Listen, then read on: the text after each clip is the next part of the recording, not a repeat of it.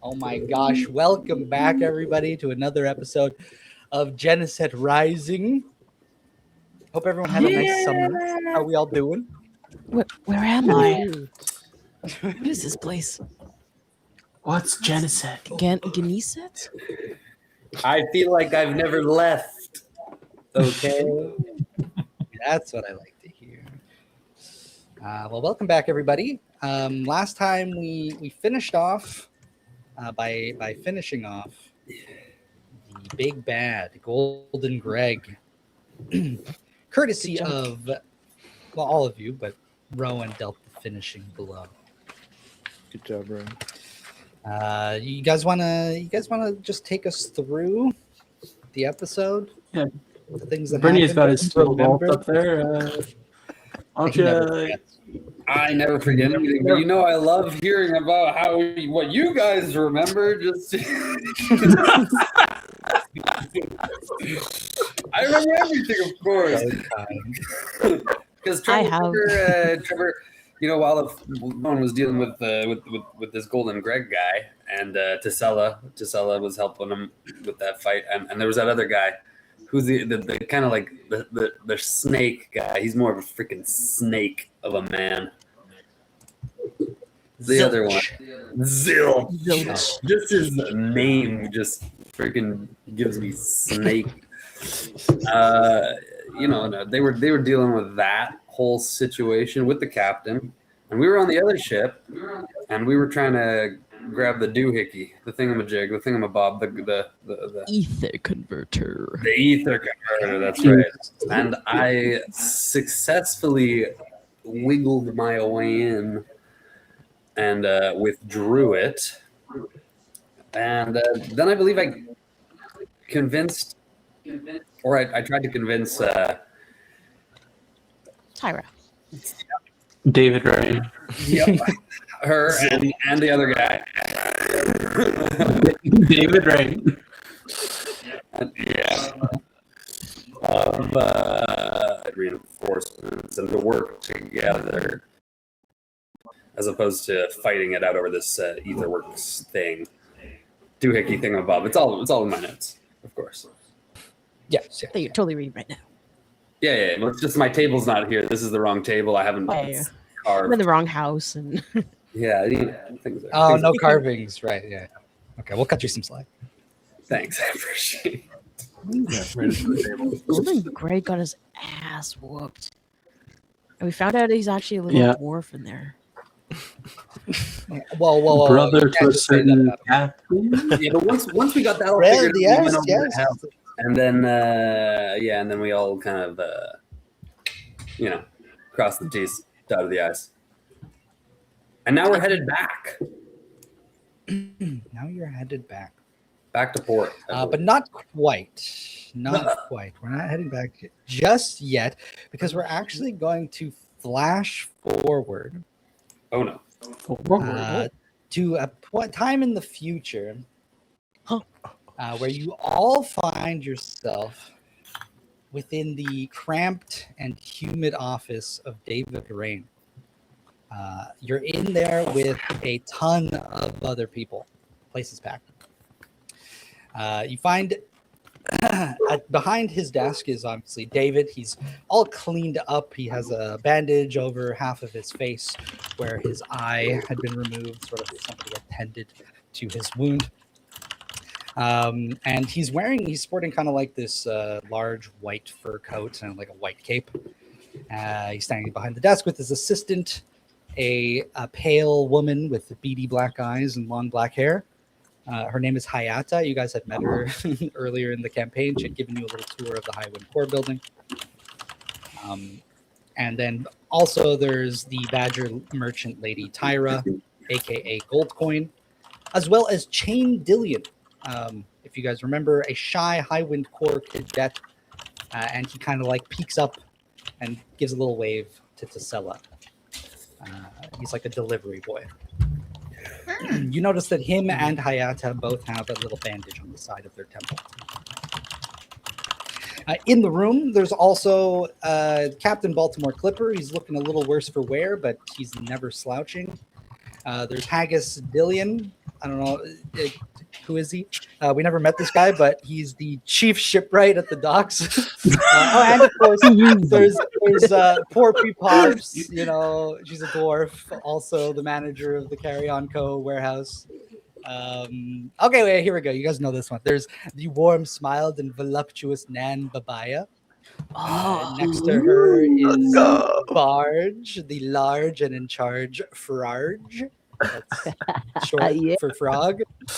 And of course, there's everyone's favorite character, Ugak. No, don't stop me. There's Ugak, the turtle. Ugak! He's a Cubador. Yeah, everybody remembers Ugak. Yeah. He called was aboard the Ugak. Exactly. Yeah. And Trevor hit it off with him, obviously. Of course. But how big is his he was office? aboard. It's not very big. It's very cramped in here. Oh my god! Shit. How does Borber fitting in Just here? Barge alone. Daddy's just making the Borbo, Rowan, and Barge are all in there at the same time. All of us as well. Yeah. There's a lot of big folk in here. It's pretty packed. It's a little musky, a little humid. It's kind of uncomfortable. But yeah, Ugak, as everyone knows, he was aboard the Bakal half of the Bakalyal bridge before it sunk. Anyways, he's here. And then there's also the punk rock sand shark Genemental, a member of the Guiding Guild. Her name was Megalodonna. She was the bard. She had that weird kind of like speaker contraption that she could use water to play music. And as well as Kubugi from the guild. He's sort of this chitin armored clad guy with a helmet covering his face with like a giant stag beetle horn on it. And then there's the cybernetic human arm and hand job, aka Goldfinger. Surprise. He's sporting 2 cigars in his oxygen mask. You guys had met him at the bar of the Guiding Guild. And he's accompanied by Thug number 1 and Thug number 2. And Warren Hare, for some reason, who's in a Crude Bruiser outfit, standing there with him. He's the human with like the green hair that got seasick on the ship that Rowan took care of. Right. But Anyone most else? importantly, in the room, yes, I've forgotten 8 people, actually, conveniently. There's all of you. Wow. Oh my God. So we've got Rowan and Caspian, and Ika and Tasela, Trevor, Wish, Levi, and Borbo all sardined into this office. It's actually really comfortable for me. It's like harkening back to like the communal spaces where we just kind of all the goop people just kind of goop together. So I'm squeezing in somewhere tight and just letting my flesh expand, as it were. You just like conform to like this shape of Yeah. I'm just like shoulder to shoulder. in between. I'm just like, whoa, this is a nice jive. Borbo, do you mind if I feel like sit on your shoulders or something like that? Yeah, Caspian's chilling in the As long as there's cannons room. strapped at Warbo's back. Please and thank Amazing. you. Yeah, well, you guys are one step ahead of me. Describe like sort of how you're, situated within the room, how you're feeling after this like really long, more than 24-hour period of no rest and just like constantly something happening or needing to go someplace or needing to talk to somebody or needing to fight somebody. How's everyone doing? Exhausted. Smells like That's bacon fair to grease say. in here. Borbo I think it smells like smells bacon like grease wet for sure. dog in here. Just Yeah. like there's so many bird people that have been fighting in the ocean, covered in blood. I assume we've cleaned up a little bit. But... Yeah, it's been a few hours since the end of the fight, so yeah, you may have had time to freshen up. Okay. Yeah. Long rest, maybe? For a few hours? No, no long rest.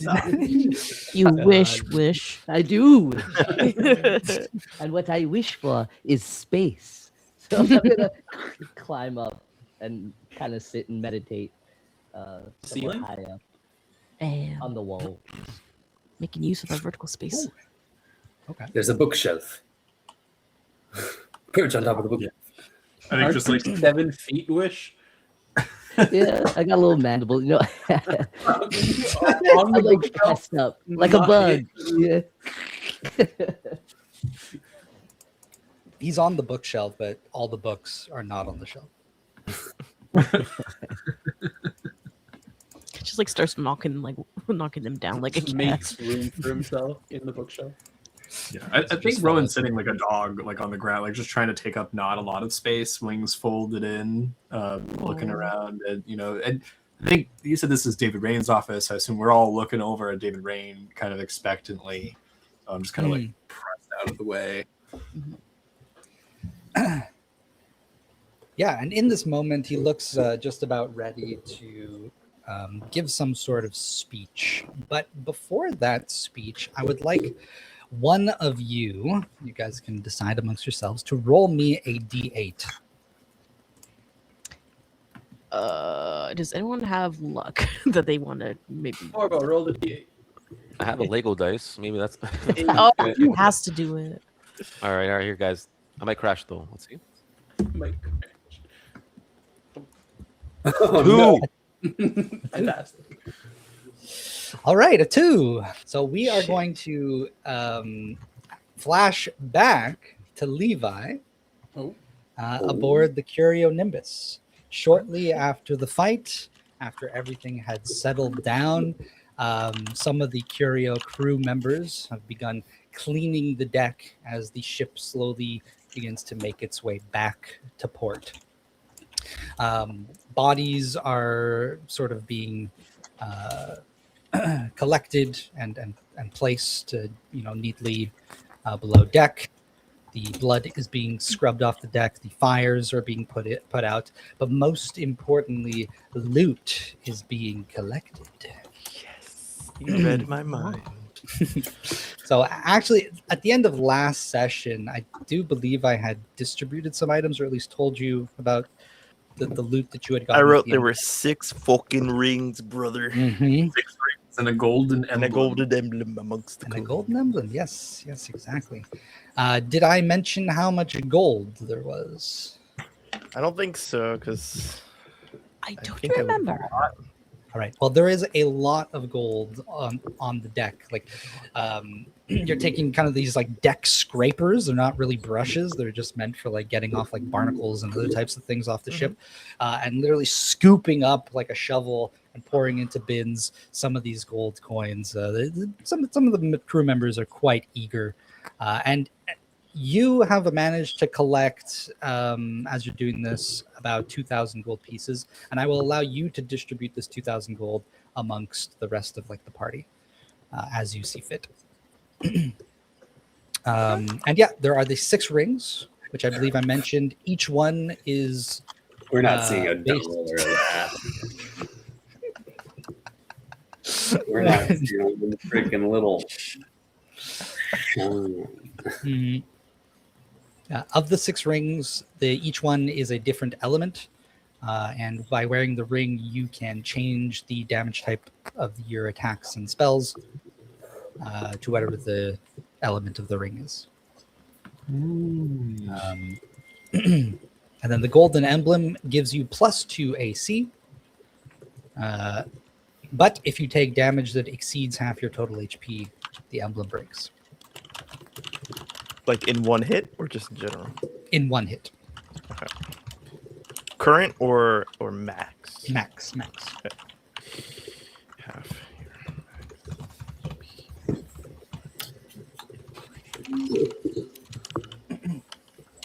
Okay.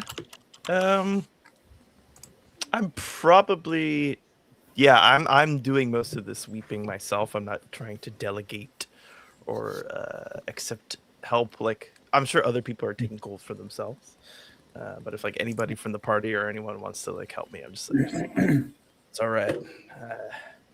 I know gold is quite alluring to most people here, and I just want to take as much as I can for us. We'll settle it later. But just trust me. Whoever's trying to come and help me. I will pocket the emblem. I don't know what it does yet, but it looks more interesting, a little more interesting than just gold at the moment. Okay. So I'll take that for myself. And I think I'm keeping an eye out for like anything sentimental amongst the gold if something does happen to catch my eye. Yeah, give me a perception.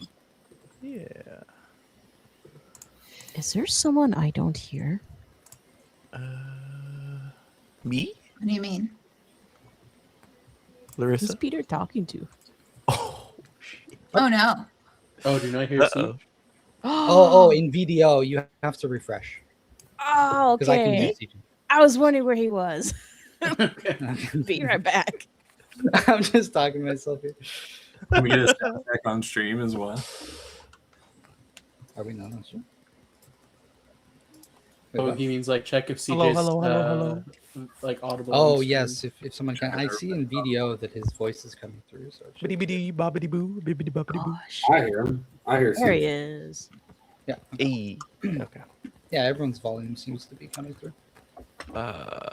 You told me to roll, and I rolled, and the result was a 10. A 10. Okay. You look around. One of the crude bruiser pirates has a little bit more of like an elaborate necklace compared to like what the rest of the accessories these guys are typically wearing. They've got like fishbone stuff and like shark tooth necklaces and sort of just like handcrafted bracelets and anklets and things like that. But this guy's got like this nice silver necklace with a little bird pendant at the end of it. Okay. I will pocket that as well with the coin. I have like a little pouch of like little oddities and like trinkets and just little things that may come in handy later or may mean something to someone.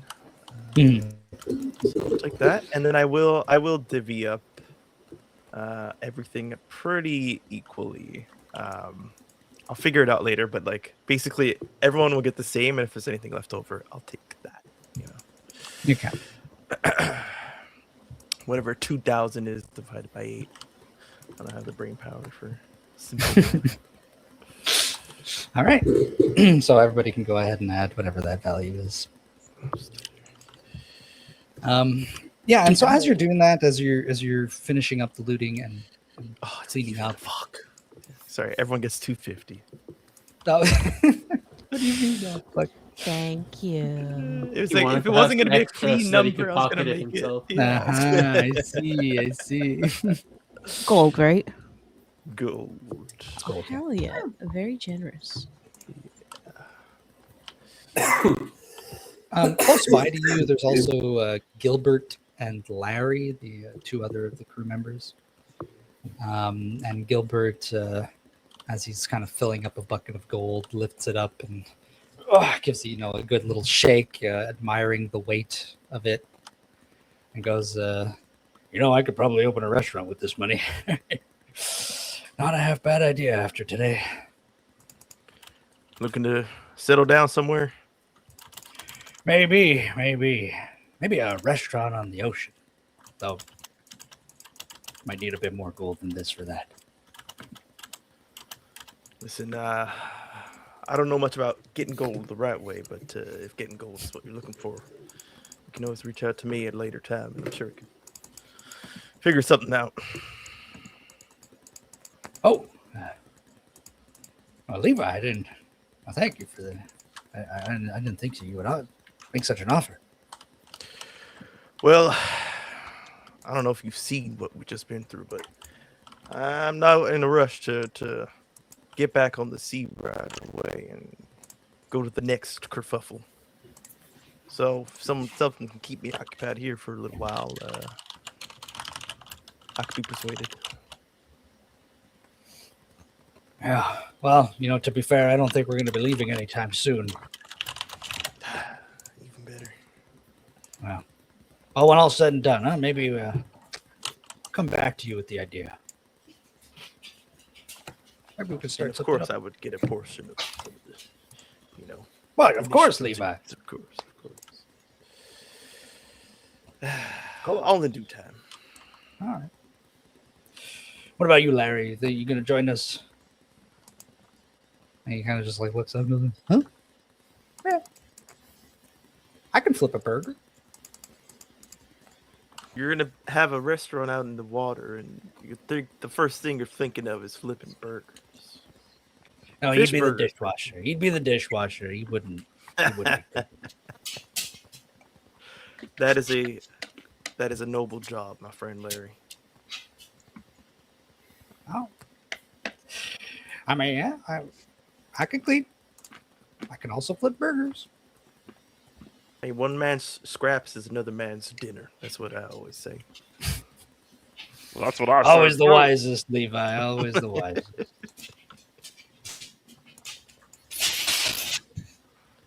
I heard a little piggy. I was just agreeing with him. Just completely out of the conversation. When Bor was talking about food for sure. Hey, Borbro, maybe they serve you up for dinner, eh? They'd have to grill me first. Yeah, you're quite the long pig, if I say so myself. Like he like rubs his tummy and like teases, like lifts his shirt off to show his belly button just a little. Ew. God. Oh, Suddenly I've lost my head. No.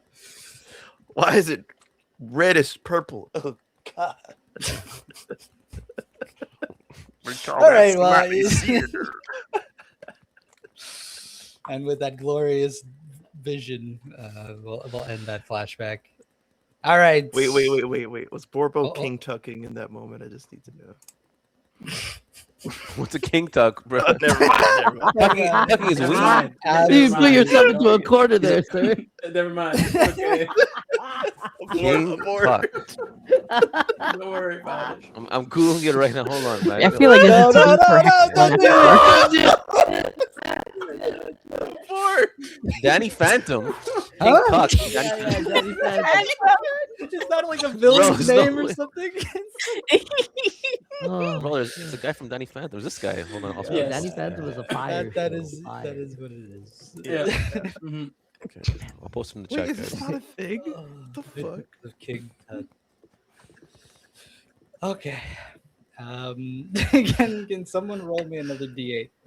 If you roll a 2, re-roll. Ika? Yes. Click. Thank you kindly. Roll.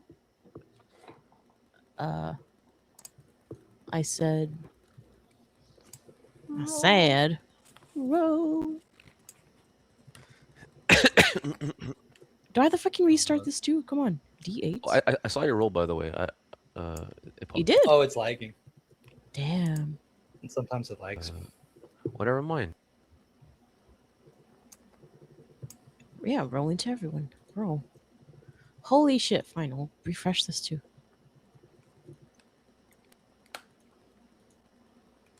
There we go. Oh, it's a 7. A 7. Oh, a 7. A 7 is to sell. Ooh. Oh. We flash back to a moment with Casella. After the fight, and after the Curio Nimbus has already arrived back at port, you are disembarking and you are immediately scooped up in a warm embrace by Nan. And she gives you a big old hug right as you get to port.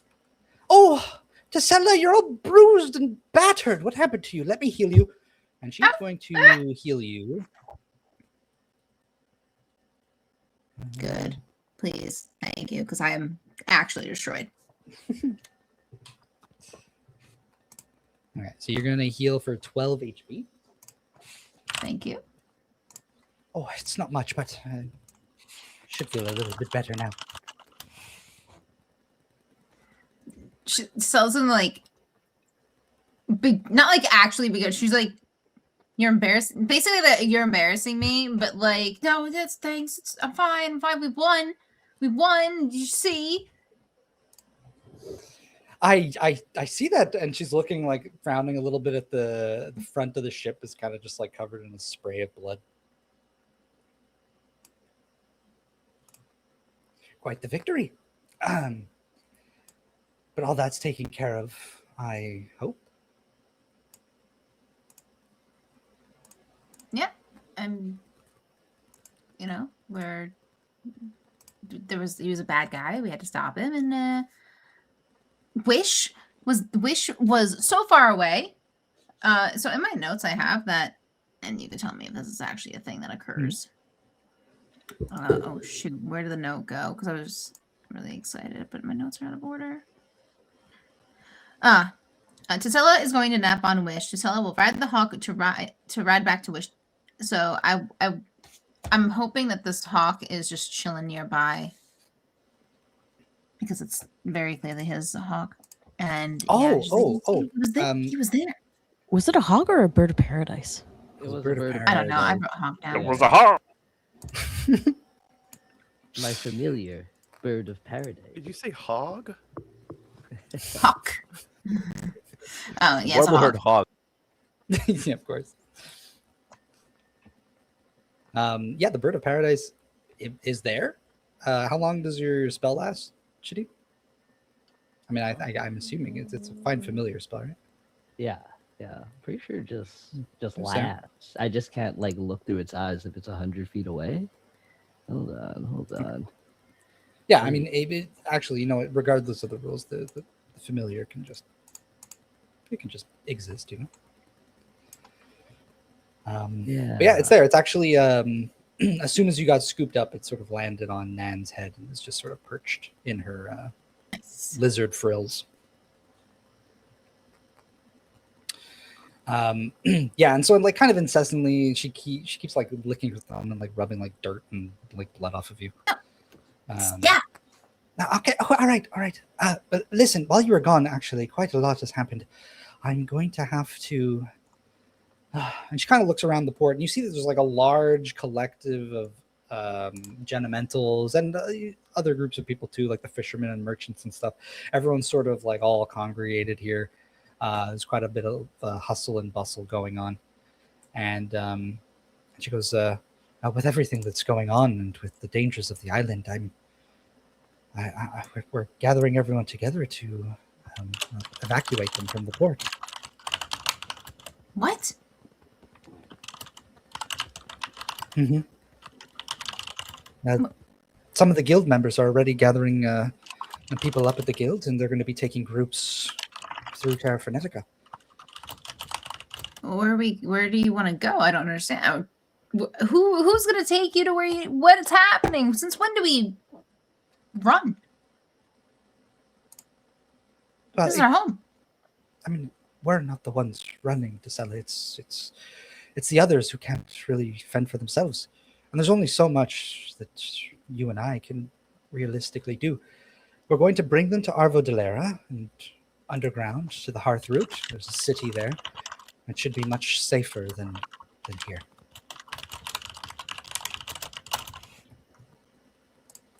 And then I mean, I'm not asking you to do this, by the way, Tasela. I know that you have. There's actually somebody I need you to talk with before you leave. Oh, who? Back up at the parlor. An old acquaintance of mine. You see, he's a cubidor of Terra Frenetica, and I believe he can help you.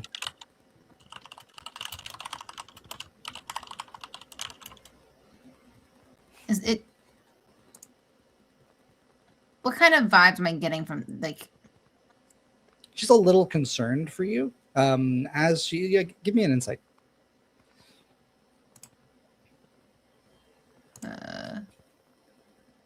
Tasela's rolls 6.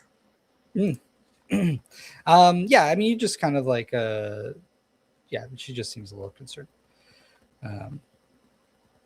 But they're I've known them for a long time, but she sort of like gently touches your shoulder, and she goes, it has to do with the white flame. That's what I thought. Yeah. I don't doubt your capabilities, Tasela, but I think that if you're going to learn how to control it, you should learn from someone who has experienced it firsthand.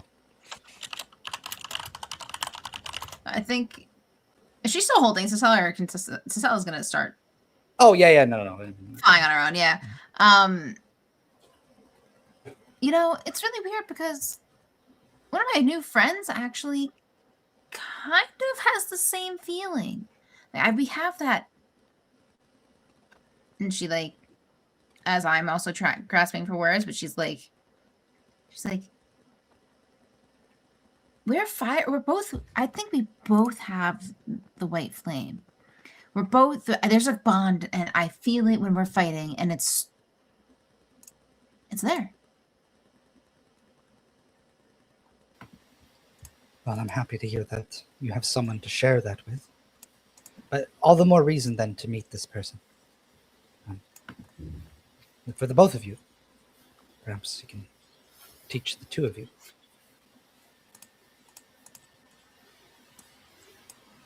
I can. We have time. I mean, does it have to happen right now, or?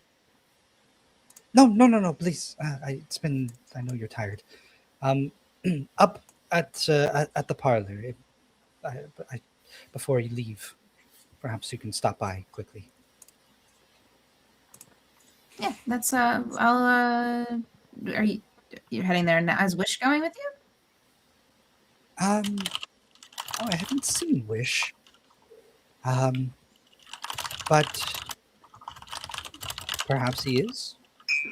I will make my way up there, but for now I'm still trying to gather up some of the rest of the Genementals, let them know what's happening. We don't want to leave anyone behind here. Then we will see you as a whole gang in a little bit. All right, my dear. And give her a quick hug, and then try to look tough as she floats out. Yeah, she gives you a big kiss on the forehead. Ah! All right. And so you're free from the grasp of Nan. Let's go ahead and make another roll here for another flashback. Who would like to do the honors? I can do it. It's luck. 1d8. 1d8. 1d. Reroll 2 and 7, or reroll 2 and 7, please. Roll a 4, so it's fine. God, I'm so perfect. 4. Just cross this out.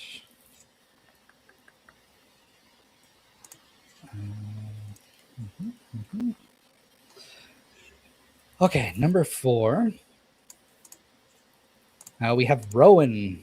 So our flashback takes us to right as you split Greg in half. There is a rain of blood pouring down on you and the deck, as well as a shower of golden coins. And in that sort of last little moment of frenzy, you feel a gentle little pat on your back from Captain Baltimore Clipper. Whoa there, lad. You're all right. You're all right. Just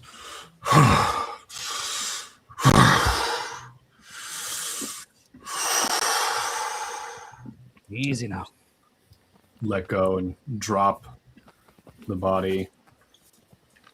Bodies. Yeah, the pieces of his brother. And I turn to the captain. And I think as the rage drains out of Rowan and he looks at the captain covered in his brother's blood, I think it's a look of the same look I always have after battle, of regret mixed with a little bit of that fading excitement, that the beast that is just in him going to sleep. Yeah. So he kind of just watches you a bit. He looks down at the split body of Greg for a decently long amount of time. Sort of just taking it in before looking up at you and seeing you like sort of slowly calming down. And he goes, I won't shed no tears for this one. Thank you, Rowan, for what you've done. Come. He tries to like turn you away from it. And I let him turn me away. I think Rowan, I don't say anything to the captain. He thanks me for what I've done, but I let him lead me away from this scene. I can't find the words. And that's fine. He gives you some time to like at least try if there's anything you want to say. Well, where does he start to lead me? I think is yeah. So he kind of like slowly walks you over to you're on sort of like you're at the back of the ship at the end of the fight. So he takes you down the steps from where like the helm is to the main deck, and brings you over to a fire that is sort of like burning on the deck. There's like some little fires dispersed around. And he just kind of like nudges you and goes, you mind helping me with these? And he kind of just, billows some wind, does some elemental magic and starts like blowing away some of the fires in the deck. Yep. I think it's that pull yourself up by the bootstraps. I think Rowan, he sees that and just like slicks back his mane full of blood, just like, and then is going to get to cleaning. What's the shape of the ship, Captain? After all this, is she seaworthy? She'll get us back to shore, but she's going to need some tender loving care, that's for sure. And he kind of looks over. There's a big hole near the center of the deck where Greg had kind of just like smashed into. And you see every now and then, periodically, there's a little like flip, like somebody from below deck is like tossing up a bucket of water, like just scooping out some water that's building up below deck. But he kind of just shakes his head and goes, we'll be fine. We'll be fine. I'll have her up in tip-top shape in no time. I think Rowan just like a bit of like a snort laugh, just kind of like a very short one. I think he knows at this point that this is going to take a while to repair. And I think, how can I maybe get a little bit of a read on the captain in this moment as we kind of clean up the ship together in a little bit of quiet. I think, team members and crewmates running by and taking care of things. I think Rowan still feels really guilty a bit about that. Like more than any other kill that he's done. This was someone, that the captain was intimately familiar with. Yeah. I'll let you do a insight check. Okay. I'll go ahead.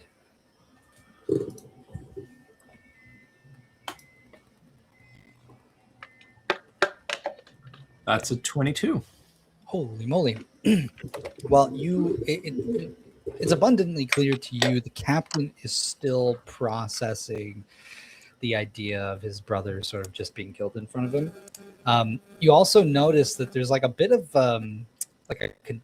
he's partly confused because from the events that have happened, it didn't really seem like the captain had really any idea that his brother was here. And I think that as you're thinking this, sort of watching him as you guys are sort of like taking care of these fires and just sort of making a round over the deck, he just sort of like starts talking. He just sort of like, without really any context, he goes, I used to work for Saburo Corps, intercepting Sarasuko trade routes. That's what me and Greg used to do. We used to get in fights all the time, but man, we were good at stealing shit. Take it, just sell it out on the black market. It was a pretty good life. There was one day where we just, I don't know, we were at odds with one another. He always had this thing about me being taller than him. Oh, he wouldn't shut up. And that day we tried to just kill each other. Mission completely went sideways. And he kind of looks over you to see if like you're even really like paying attention. I look his way. I'm nodding along. I think like wiping a big blood stain on a piece of wood. Yeah, so he like catches you guys like meet eyes, in the middle of putting out some fires, and he just continues. He goes, "Well, then the two of us, we drowned that day after that fight. It was 30 years ago. It was over 30 years ago. I just went my separate ways, Never even considered that he'd still be around, let alone just on the other side of this damned island." Do you have any regrets, Captain? Only that I didn't beat him harder back then. But, no. Not really. I think he stopped being my brother 30 years ago. All the time I've known you, you've been an honest and good man. You've taught me to do the same. Well. Perhaps his influence wasn't necessary on your life, but all the same, it is sad.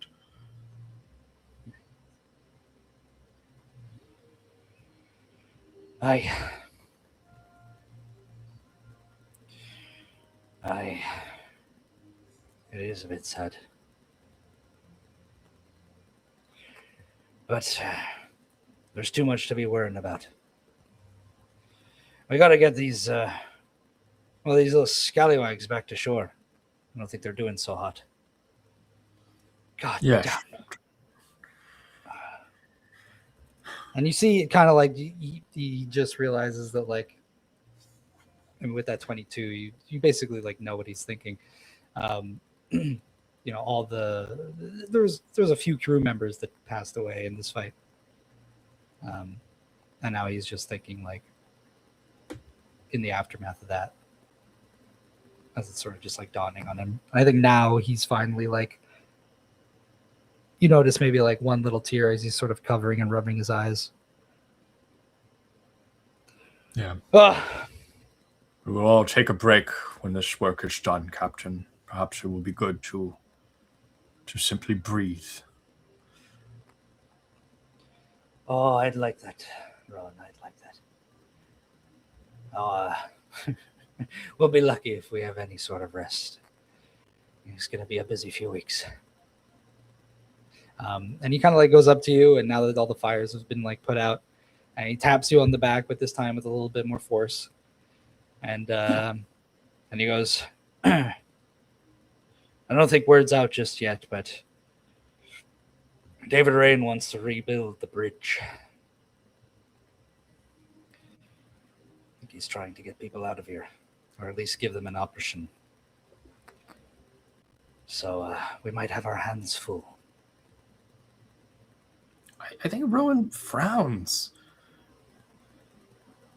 Leave? Are we abandoning the Geneset? Are we abandoning the Isle?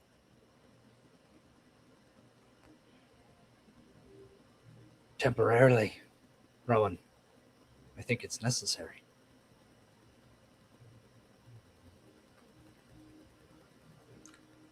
We haven't even tried. That's a good point, too. Listen, when we get back to shore, bring up your concerns with David. I'll take you to him. Maybe there's something else we can do. You're right, Captain. The work isn't even close to being done. And he'll get right back to work. Beautiful.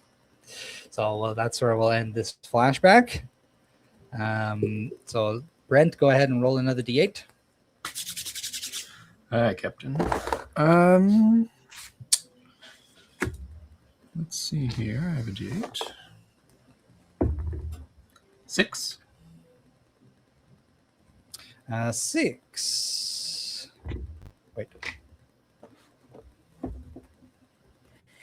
Wait. One. Trevor. Hey, Goop, there it is. There it is. You find yourself You're muted. bud. alone in David Rain's office. David, we meet again. It's a bit of a bit of deja vu, isn't it, Trevor? I feel like just this morning we were speaking like this. How things change. He's looking at you. You look like exactly the same. Yeah. And then him, he's just got like half his face is like a bloody mess. He's just got this loose bandage kind of like tied around it. It's all like blood soaked and caked and like dried up. And he's just like, like kind of slouching a little bit, really tired looking. I'm completely untouched, basically. You're right. You need rest. The rest can wait. I'll be fine. I wanted to bring you here because I wanted before things get busier than they already are. I wanted to thank you and your party. The lot of you came in here like the heroes of New Rhone, and you just helped out. Is that something you're used to doing, Trevor? Well, my mentor mandated me to help out where I could and make a few stories. That's what I'm here to do. Well, all of Geneset appreciates it. I also had something for you. I know I pestered you a little bit about getting implanted. It's a good thing you didn't. He just points at his face. It's a key to the research facility. I don't know if I gave you one already, but just take it anyways. And it literally looks like a stone key. I don't think I have one. Yeah, I'll take that. Excellent. Thank you, sir. Without it, normally you would need an implant to be able to get into the research facility, but that should give you access. Now, the only problem is that it only really works for a single person. Oh. So you'll have to be the liaison that gets into the research facility, and then, well, the rest of your group will need to figure out accommodations. So, will I be able to get them inside? Once I'm Probably. More than Very well. likely, unless there are some very specific circumstances, but it shouldn't be a problem. Very well. And one last thing. Before I had to remove my implant, I did receive a little bit of a message from the head researcher at the facility. It's I've put it inside that key. If you just tap into it, put a little bit of magic into it, you should be able to hear the message inside your mind. Huh, wonderful. And the name of this researcher? Elric Stone. Elric Stone. Wonderful. Well, And you should know, Trevor. Sorry. oh, go ahead. Elric is the founder of the Highwind Corps.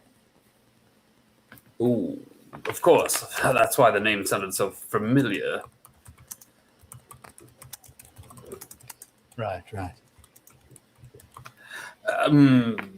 So, he's here, and he sent you a message. For me? For you. Interesting. Well, let me ask you this before I delve deeper. What are our next steps as the Highwind Call?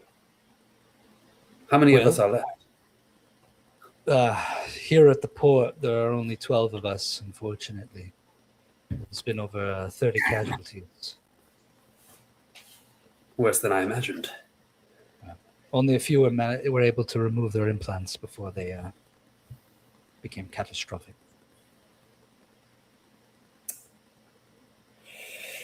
Yes. Well, we have to find some way to make sure their sacrifice was worth it.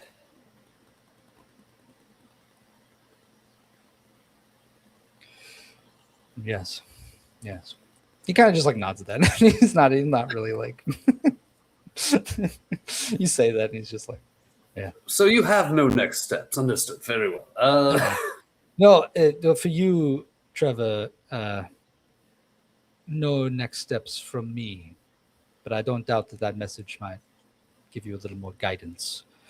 Listen, I did hear about this plan of yours to use the ether converter to get more help. We're going to be taking you up on your word. You see, I plan on finishing development on that airship. We should be able to use it. A wise move. I just wanted to let you know. Smart man. I present him a pseudopod out of my chest. You're to shake that. It's a normal sort of greeting and goodbye and where I'm from. Yes, perfect.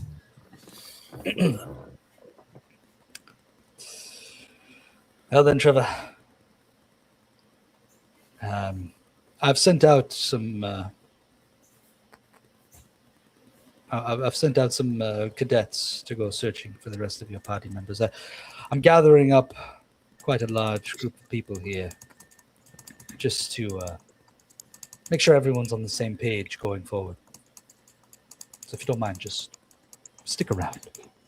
Excellent. I just turn and face the wall. Beautiful. Can I listen to the message? Yeah, of course. It's pretty short and pretty brief. You hear the voice of a child in your mind. And it just starts by saying, all right, the aberrant interlocutor, your AI assistant, it must reach level 3 before receiving diagnostic testing at the facility. Don't worry, it will provide you with more instructions as it collects experience. So just ensure its growth before you arrive, and then it just cuts off. Did you have that scripted? There's no way you said that like off the top of my head. Yeah. Turn to David. David, you're sure this was for me? This message? It's specifically for you. Yes. It was even saved in a reserve file in case you ever got implanted. It was supposed to immediately trigger upon the implantation. Okay, say it again. Say it again for me.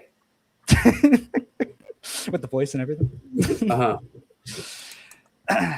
All right, so the aberrant interlocutor, your AI assistant, must reach level 3 before receiving diagnostic testing at the facility. Don't worry, it will provide you with more instructions as it collects experience. Please ensure its growth before you arrive. Rodney? Yes, master. Are you my little aberrant interlocutor something? But yes, I do believe that is what I am known as. Huzzah! Wonderful. What level are you? But it appears I am level 1. Well, that just won't do. No. You know, Master, I sense some magic coming from the drawer of this man standing before you. Really? Do you really? And that's where the flashback ends. before you get any bright ideas. Yay, Rodney Lord. You gave me the ideas. There's gotta be creases Roll in the me a bottom D8. somewhere. Pushing my hands. Roll. Beautiful. Oh yes, I'll roll a D8. There's definitely a D8 in that bag. I got one right here. That's a 3, sir. A 3. Can't believe duplicates. Yeah. It's a miracle. So 3 is 1, 2. Wish. Wishy wish. Oh, So we flash back to a moment where you actually had arrived back at the island before the rest of the group, along with Caspian. You had taken the iron ship with David Rain, mm-hmm. and you have disembarked and have gone all the way back to the parlor, so to your gardens. And you notice that there is a stranger standing among your garden. A stranger to me? A stranger to the island? Stranger to the a hooded individual in a white cloak is maybe about 5 feet tall. You can tell that they're pretty animalistic in like form and shape. They're a little bit hunched. They're standing kind of on these I don't know what the term is, but like pod feet. And they seem to be smelling your flowers. I kind of scuttle or walk up to them, not trying to be silent or anything, and I go, "Oh, welcome to the garden, stranger. Enjoy yourself. Take time, relax." Hello I'll there. kind of like try and walk like past them without paying them mind.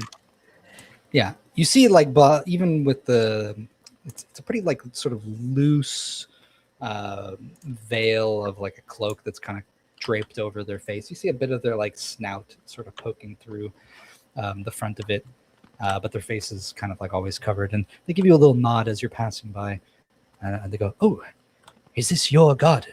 It's beautiful." I cannot call it my garden, but I tend to it. This is the garden for all the Genementals. Whereas mine is yours, and what is here is your home. You're a true islander, then. It is the same for me. I take care of the organs of the island, and I ensure that they are prosperous, so that all of Genemental may live. The organs. Well, I must admit, and I like turn, and I kind of like sit in front of them, and smell a flower too. I have spent many years away from the island and have come back to reconnect, do better. What are these machinations you speak of? Just so I have a clear vision. How do you mean? Well, I these am organs, just as you are. say. I see the surface, but you seem to have something deeper. Oh, no, you misunderstand me, my friend. And he rummages into his pocket and he pulls out what looks like a ceramic straw. It's got little kind of like holes in the side of it. And he goes, "This is a wind organ. They grow here on Geneset, sorry.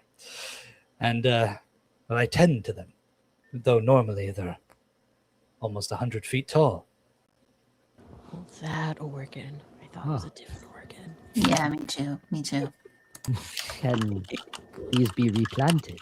I would love to have something of the wind here. But of course, the wind for wind, then. For I have a proposition to ask of you. I know I am but a stranger, but I am looking for someone who might perform Cubador services for me. Services. This can be arranged if it is to the benefit of the island, but this is a testing time. Things must be done. Turmoil runs amok here right now. something festers, and I don't quite know what. Right you are. Indeed, there is a foul stench among the island. What is this proposition? Well, I believe that the wind organs allow the island to commune better with the wind. And the wind has always been, well, the most protective of the elements. I need lots of wind. You see, these wind organs, they've become clogged over some time of not being managed very well. I've been busy. And well, I can't clean them out myself. It is but a short task. I know it's these trying times. And he kind of looks like past you out towards the sea. And he goes, especially now, these trying times with Landmay gone, the island is sure to fall into turmoil. At the mention of Landmay, I kind of like tense up, wince. Is it just you tending to these wind chimes? Only me. We shall help you without anything in exchange. But I ask, should you meet another Genemental in need of help, you take the time to help them and bring them here if you need. Of course. I can always do that for you. Wish, right? Correct. And he approaches you and he kind of like reaches for your hand and gives you like a shake. And he peeks up as the veil kind of sort of parts a little bit. And you see hiding behind the white cloak a white mouse. And he goes, I am Pequeno. Thank you for your help. Quite peculiar of a name. Pequeno. Well, but I do suggest you don't do this alone. Things aren't easy by yourself. And with acolytes or help or assistance or just someone to keep a close eye, you'll find that tending to things can be a lot easier. I will take your advice to heart, Wish. And I will wait for you then, at the organ. It is just, do you know where it is? Perhaps no. not. No. Well, you can't miss it. It's the first zone after you've left the port, Terra Frenetica. And when you see the large, and he sort of holds these up and like points up at the sky, like the little straws. When you see them, you'll know what they are. They reach up about 100 feet high. Can't miss them. Thank you for bringing this to my attention. Do you have a place to stay while you are here, or are you on your way back? I will be returning, but thank you for the offer. See you soon, and think about what I said about getting help.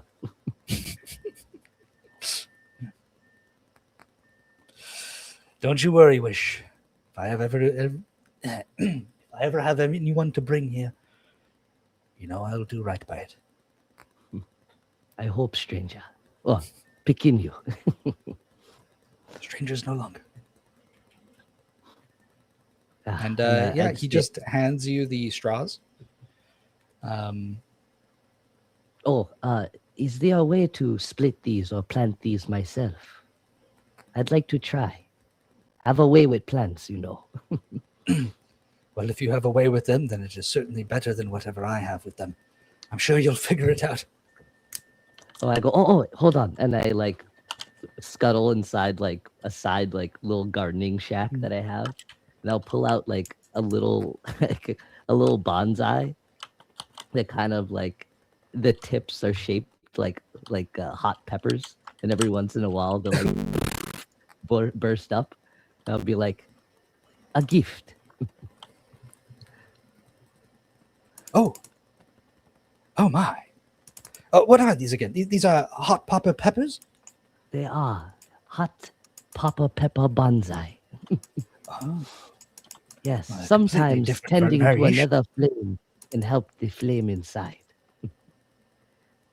I keep trying to give one to Tesela, but she keeps not being interested. More training, but it's fine. It's fine. I see. And safe to eat, I assume. And he just plucks one off and eats it. Well, they are spicy. Well, that's quite good. Apparently Yeah, not. so this will make an excellent snack for my journey back. Thank you, Just Wish. give it and he just starts time popping them into to his mouth. regrow. Stranger, but it's fine. It's fine. Thank you for all you've done. I haven't done anything yet. And with that, he walks off. Yeah, and I'll take some of these. I'll put some away, and then I'll take one or two and try and plant in the garden, and then just like clean up and see if anyone showed up for help. Okay. Yeah. Beautiful. So that's where we'll end this flashback. And then I believe there's there's 3 left that we have. Okay. So go ahead, Shaneem, and give me a little D8 roll, please. D8. Oh, that's a 4. We've done 4 Our already, first right? Reroll. Reroll. It's easy to reroll? remember. The door is 4. 8. You need a 4, an 8, or a 7. I got an 8. 8. Ika. Yeehaw. Ika. So you are flashing back to you disembarking the Curio Nimbus after the fight with Golden Greg back at the docks. And you sort of just like, there's a lot going on. So maybe if you're with anybody, you kind of get separated for a brief moment. And you feel something tug at your shirt. I whip it around and see what it is. You whip around and you see the chubby cheeked face of a small child named Milan, and as he's pulling at your shirt, a little badger boy. Oh, hi. Yeah, you're one of Jarvin's and Tara's kids, ain't you? Hello. Hi. Can I help you? Hi. And then you see, kind of like holding his hand, sort of hiding in his shadow, is a little girl. Her name is Aptly, and she's kind of just like, you barely notice her at first. She's like pretty sneaky, and she's kind of just like standing in his shadow. And you notice that she's holding hands with another badger lady, though she's a little bit older. Well, actually, quite a bit older, but she's 16. And it's Limey, one of the older sisters. And she goes, "Hey, Milan, Appley, come on, let's not run off, okay?" And she looks at you and goes, "Oh, I'm so sorry about that." I didn't know. No problem. What are y'all doing back here? Did you guys are y'all safe? Are all y'all safe? Oh, yeah, we're doing all right. We went up to the guiding guild, and when we got there, and she kind of like turns, and you see that one of the guild members is actually with them. A blonde, spiky-haired woman with like sort of a large bastard sword on her back. Her name is Clear Harmony, and she was one of the guild members. And she kind of just like chimes in at that and goes, "Yeah, their mother asked me to bring them back down here, so I'm just taking them to the Highwind Core." Taking Highwind. I assume they're all safe, Madame Harmony. Yeah, all here and accounted for. And then she quickly like turns around to make sure that everyone's like within view. And there's like one of the other younger ones. He's like 12 years old. He's just like, "I want to see my mom," and he's kind of like running around. And like one of the other 16-year-olds is a boy named Clementine. He's just kind of there like, no, sorry, Limon. He's just like, "Oh, can't we just go already?" And then Milan's still tugging at your shirt, and then Appley kind of like goes to the other side of your shirt and tugs on you a little bit, and goes, What is it? "I have something for you." For me? And she kind of like reaches out and she holds out her hand and she's going to put something in your hand. I now have I have something I'd like to ask of you. Okay. You can either roll a d6 or you can roll a d20. So you have a chance of getting 1 in 6 different items from Aptly. Okay. You can get one of the 6, or you can roll a d20, and if you get a 20, you get all 6 items. What happens if I don't roll a 20? Then you don't get anything. I mean, if you feel like gambling. I was gonna say you're introducing gambling to me. No. I'm gonna play it safe. I'll do a d6. Okay, all right. Roll me a d6. Yeehaw. 6 great prizes. A 2. She plops into your hand something a little warm, something a little don't see moist, furry, and it's a dead mouse. But like recently dead. I give her a side. I'd be like, "Are you trying to say something?" And she's kind of like looking at you. She goes, "Are you gonna eat it?" Thank you kindly, but I ate not too long ago. Why don't you share this with some of your siblings? Okay. And she I kind bet of you like worked hard. snatches it up really quick. A very creative group. Miss Harmony, you sure you ain't got your hands full? Oh, they're plentiful, but I think we'll be fine. Do you want to join us? I'm just going to the Highwind Core. I don't know where do you have to be? I imagine that's the best place for me to meet up with the rest of my crew. We'll hopefully find a place to plunk it down around there too. Yeah, I'll gladly join you. All right, and all right, kids. Maybe help you rein these kids if you don't mind, if not, just keep holding Aptly and Milan's hands, and I'll take care of the rest. Gotcha. Come on, kids. And then all of you kind of just go with the kids to the Highwind Core. Yeah. How's Jarkin doing? Do you any word about him? Oh yeah, actually, he told me to let your party know that he's ready and waiting. So I think you guys were planning on heading into Terra Frenetica. That's right. First thing in the morning. But as you can see, we yeah, and she kind of like turns around and the sun's like rising. Well, it's a figure speech. Yeah, we need a bit of shut up first. He didn't seem too pressed though, so take your time. I think that's a good idea. Hey, by the way, I thought that priest-looking fellow, Salim, I thought he was with your group. He's part of the Curio crew, but I kind of made a bit more of a tight-knit crew with a few others. Huh. Is he doing okay? Last I heard, he went to go get his gourd back. And yeah, I mean, I didn't talk to him or anything, but I saw he took off with another guild member. Okay. I assume that means he got his gourd back safe and sound and all in one piece. So good for him. Emphasis on the one piece. the Not shattered. No. All right. So as the two of you make your way to the Highwind Core, let's get in another little flashback here. Do I have to do a roll, or do I already Yes, did please. once? Oh, well, actually, there's only 2 people left, Borbo and Simon. I don't know why I said Borbo and Simon. Robert and Simon. Can you, both of you, roll a d20, and just whoever gets the highest will go first.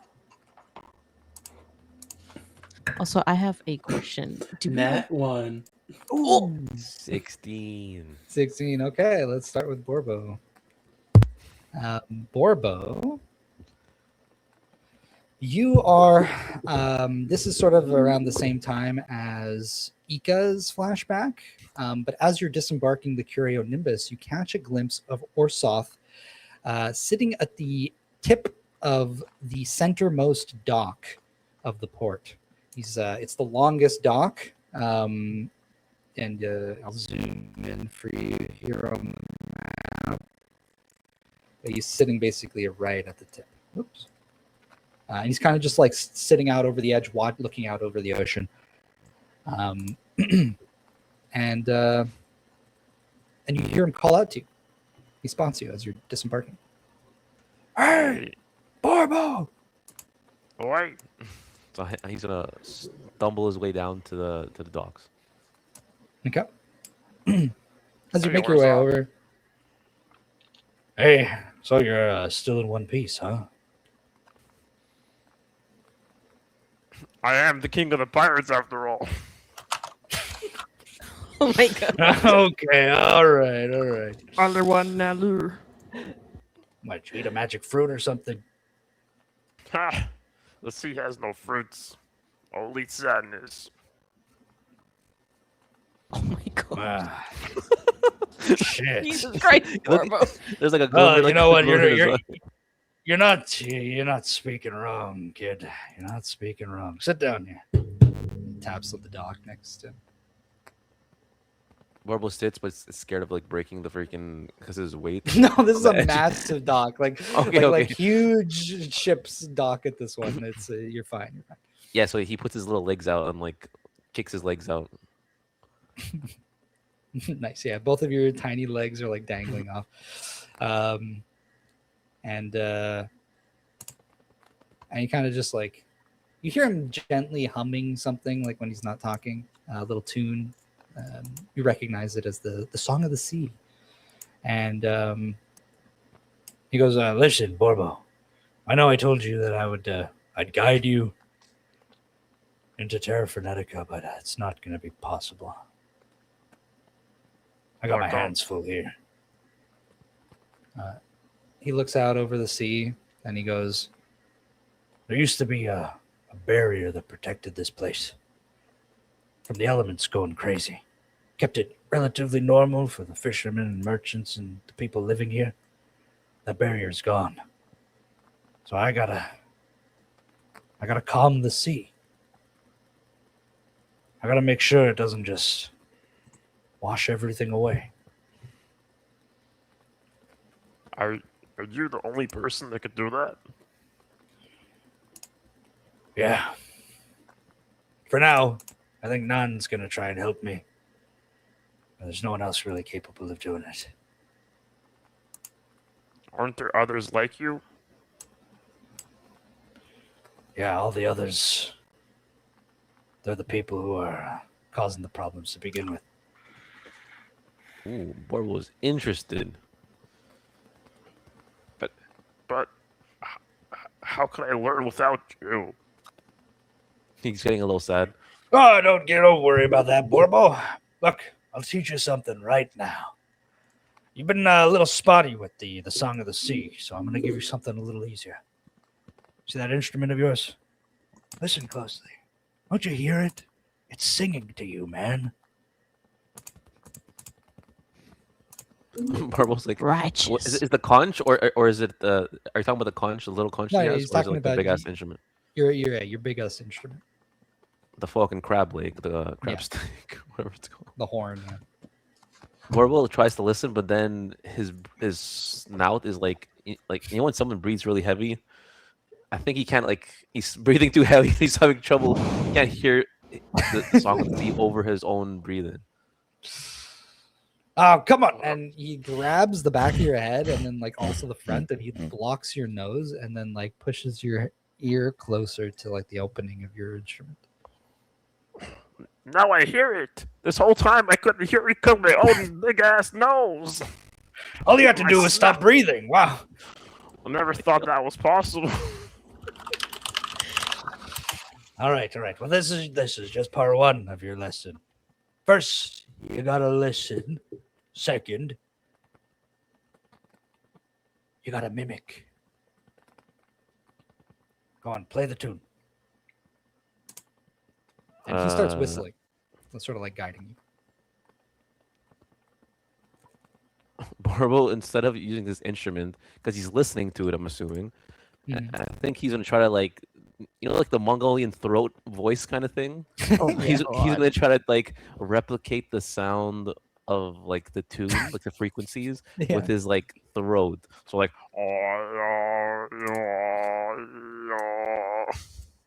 And he slaps the shit out of you. I'm not teaching you how to freaking sing, kid. No, use your damn instrument. Okay, I'm trying to inflate Warble you like a balloon. finally locks in, and then like it looks like he's about to smooch this freaking instrument. Like he's so into it, and then he tries to play the tune. All right, give me a performance check. I'm talking about you have to imagine that it's his wife basically. This instrument, the way he gets He's this thing. making love to that instrument. Yeah. Oh, it's a 4. It was. Wait, was this performance? Oh, I didn't add anything. It's performance. Yeah. Okay, add 5, so I got 9. A 9. Okay. All right. Well, you it starts off a little rough. He's whistling. He's like trying to guide you to like the same tune. That there's a slight melody being played through your instrument, sort of like automatically, like just by itself, strangely. And as you go to like replay it, it starts off way worse. Like you just make it sound much worse, and then you slowly start to get it. And then at a certain point, it's almost like as you're playing it, you're kind of like you feel your cheeks fill up with air as like there's just this big gust that seems to like blow out of your instrument and like into your mouth. And then it just starts playing all by itself. You're not even like touching it, and the wind is playing your instrument. Warble is shook. He's like trying to like there it is. Looking at it, he's like, "How is this happening?" The wind's a little playful here. Likes these sorts of things. I find if you're ever looking for any sort of guidance, I won't be there for you. The wind can help you. It knows the song, you know. It knows how to play your instruments, and it can teach you, or at least help you when you need it. So if you're ever trying to play a certain tune, or just call for the wind. Just give it your instrument. Give it a chance to play. Does the wind have a name? It does. Up to the he kind of like points up into the sky, like almost towards the like inland, towards the island. He points up and you see some little kind of blurry specks in the sky. They're a little tough to see. There's almost like a mirage that sort of like hides them in the sky. He goes up top of those floating islands. People there call it the guiding wind.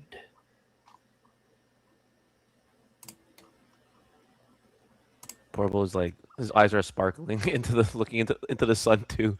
Like, yeah, he's definitely interested. Do you think I should pay them a visit? Sure. I won't stop you. Warble's like ready to jump in the water. No, you see him like, and then he's like, and he catches himself. He gives you a big like tap on the back, and he just says, "Wait, what does he say? I lost my train of thought." God damn. Oh, brain. It's just like mid conversation. So there's a pause. Warbles is like, "Stings like fish around here." Just like, there's like a extended pause. You just snap him out of whatever he was trying to remember. He pulls out like half a fish and just hands it to you. Warble scoffs it down with the bones and everything. Beautiful. Well, Borbo, consider that one song I've taught you. And half a fish. And he smiles. Half a fish. I'm guessing I'll see you next time, right? If I live that long. He slaps his knee. Yeah. Till we see each other again, Borbo. Borbo like belly flops into the water, and and as like the scene is setting, he's just like laying in the water, like floating like into the sunset, just like fully relaxed. And now that he finally heard like the song of the sea, he's like reflecting on it, and Yeah. Beautiful. Okay, so you have officially just earned a new feature. Was that a pun? I wrote it down here. Let me get it for you. It's called the Song of Guidance. It takes an action, but you can have the wind play a melody through your instrument, and it not only does it store a note for your other features, but it also gives you a heroic inspiration. Well, that's sick. Do you have the the copy pasta, or do you want me to write it I'll send it to you. Oh, okay. That's awesome. I'm posting it in the Geneset chat. Thank you. So heroic inspiration is you can only have one, but it basically gives you can use it to get advantage on a roll. Beautiful. Good stuff. So after that, it's Caspian. Last but not least, Caspian, you arrived to the island a little earlier, along with Wish and Tyra and David, and you are led back to the Highwind Core building because you had the brain, right? You were holding on to the brain, I believe. I had already given that. You had already given it, right? Okay, but they ask you to. David asks you to accompany him back to the Highwind Core. So you find yourself at the start of this flashback inside the Highwind Core, actually like below ground in like one of their laboratories, and you're standing in front of Hayata, the pale spider-like lady, who's his assistant. She's holding up the canister of the brain, kind of just examining it a little bit. All right. Okay. I think I can work with this. What do you know exactly about brain transplants? I have never done it before. Oh, okay. All right. I I should have guessed, right? I could help with potentially some healing magic if I were to get a little bit of a rest, but I've never actively transplanted a brain. Sorry to say. No, that's totally fine. I mean, I'm qualified to do the surgery myself, but unfortunately, we do not have the proper equipment to perform such a surgery here. Not in these labs, anyways. We'd have to bring the brain and the body to the research facility, but I think carrying them through Terra Frenetica would just be far too dangerous. Sorry. Right. Yes. No. If there was a way potentially to bring the tools here, maybe keep the other two things on ice, per se. Excellent idea. In manner of speaking. Yes, we'll put the body in stasis, and I have an idea for the brain. One moment. In the laboratory, she brings you over to this kind of mechanism. It's got a big tank sort of built into the top of it, this big cylinder with like liquid coursing through it. It's giving off a little bit of a green glow. And she takes the jar and she submerges the whole thing. She steps onto like this step stool to like reach into the container. It's too tall for her. And she like dunks it in, opens it up, and like lets the whatever fluids inside the jar kind of like empty out into the fluid of the tank, and then the brain sort of just like slowly like floats out into the center of the tank. She takes her hands out, she washes them, dries them, and then she presses a few buttons and levers on the tank, and it begins to like aerate. All these bubbles start to like blow through it. A little decontamination. And then she takes these 4 pucks. Yeah, she's working fast, but she comes up to you with these 4 pucks. Are you curious? Yes, I just didn't want to interrupt your process. Oh, no, it's all fine. It's all fine. You see, we are going to try and extract whatever information we can from the remnants of this brain, but we are in luck because there's a implant, although modified within his body, which means that they're connected. So we can still access the information that's in that half of the brain through this half of the brain. We just need to reconstruct it. That's what these are for. And she has these pucks, and she drops the pucks into the tank, and they kind of almost magnetize to like 4 spots at the bottom of the tank before lighting up, and you see these runic symbols on the pucks. As they light up, the half of the brain that's missing begins to form, almost like being like 3D printed within the tank, but it's like a concrete like material. It's like a stone. It's like, so half of the brain is just like this stone material that seems to form in real time. And it takes maybe about like 10 minutes for it to finish.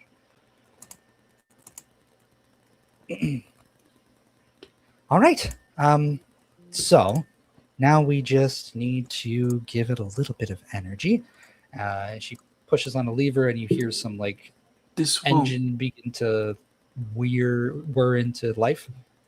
This won't damage it, would it? Not at all. No. Oh, good.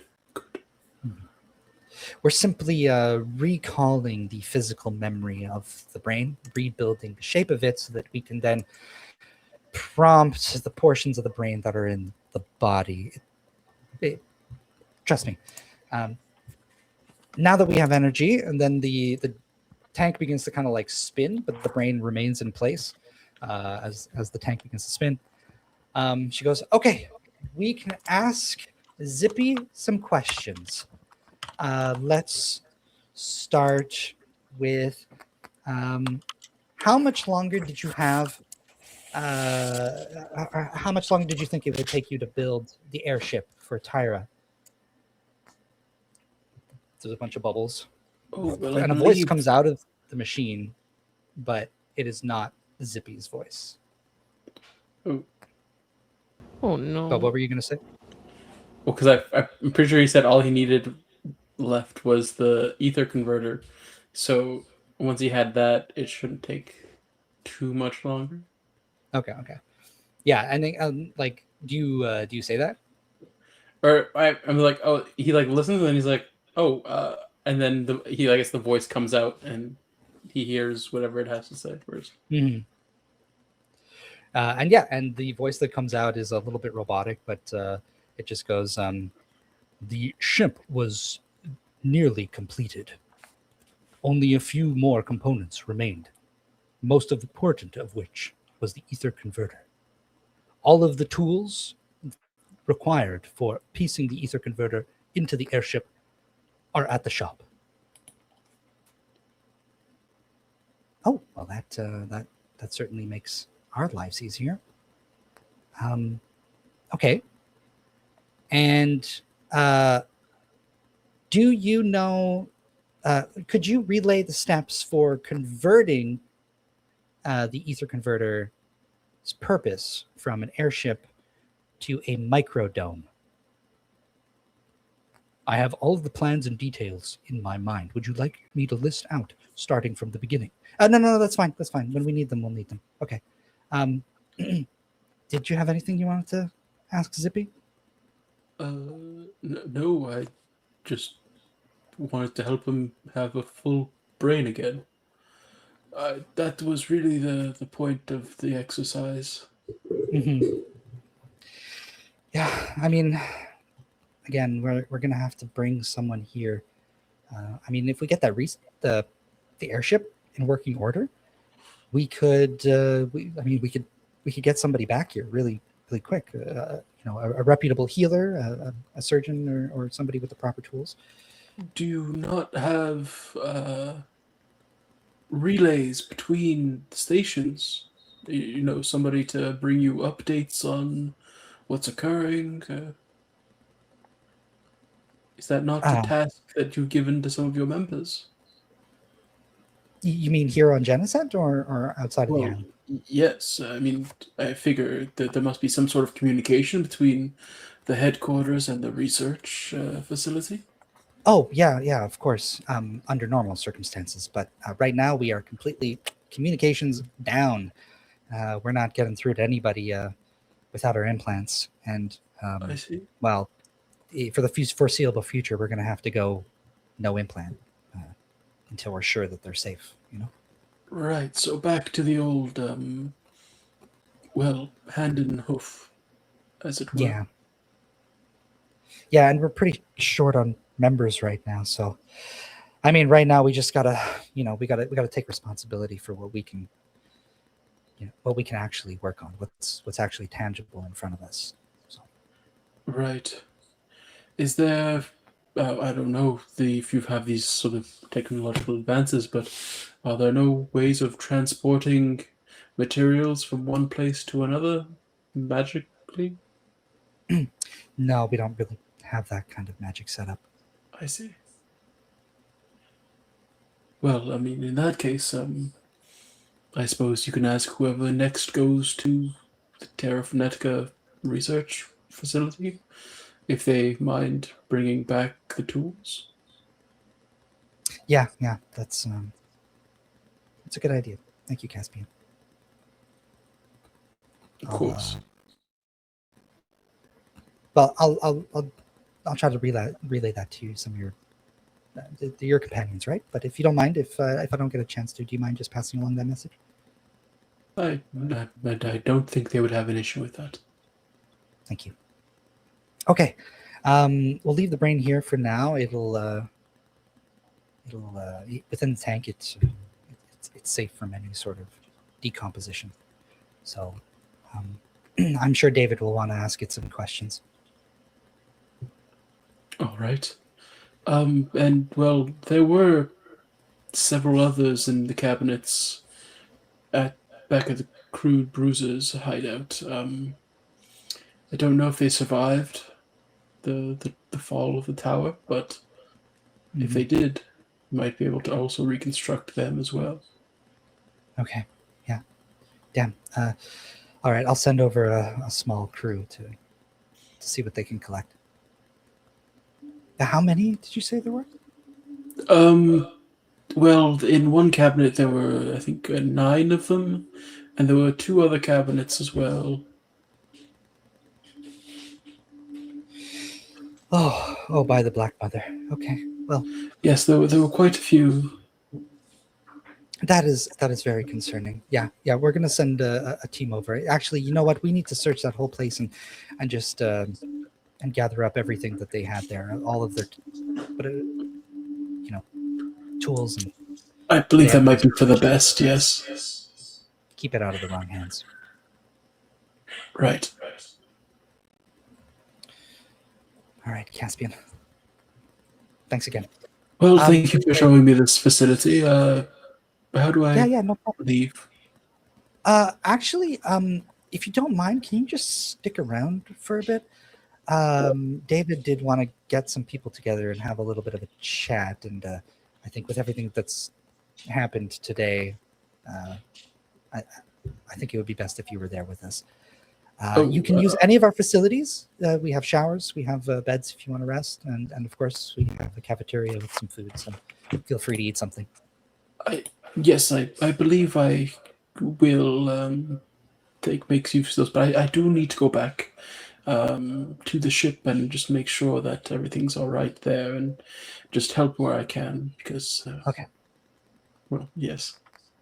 No problem. I'll send somebody over to let you know when David's ready to talk. All right. And then I'll go take a short rest, I guess. All right. Beautiful. And with that, our final flashback.